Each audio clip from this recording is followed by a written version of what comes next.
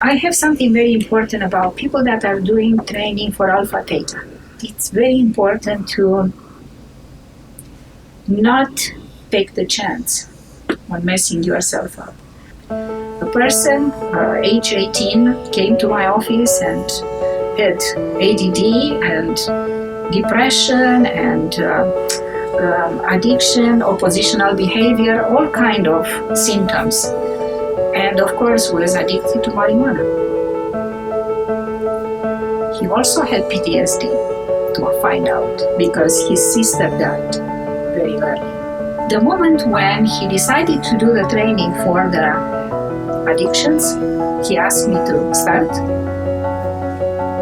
We've done about 13 sessions of alpha theta.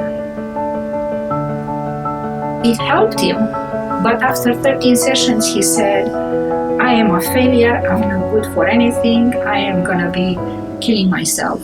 I don't want to live like this. He was only 18 years of age, so his life was just in front of him.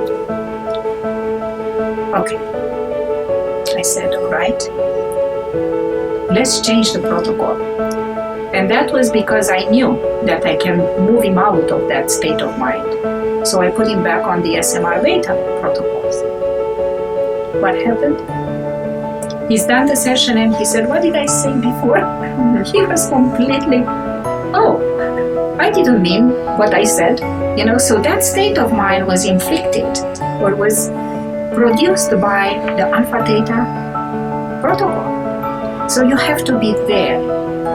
Make sure that you are taking care of the person. Now you give an instrument for a person to take home and do the training alpha theta on his own. May end up in this kind of a situation, would not know what to do, would not have any help. Am I going to tell him, you know what, I have some tools and you can learn how to operate on yourself and clear up your hyatologia? Yeah. That's not correct. It's not correct. You don't get into a field unless you learn.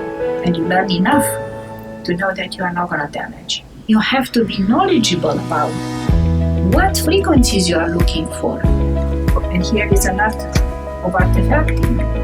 Colleagues of mine that have worked for years and years on end until they came up with this kind of a book telling people, do not. But knowledge is the most important. And you don't get knowledge just because you went and bought an instrument from somebody.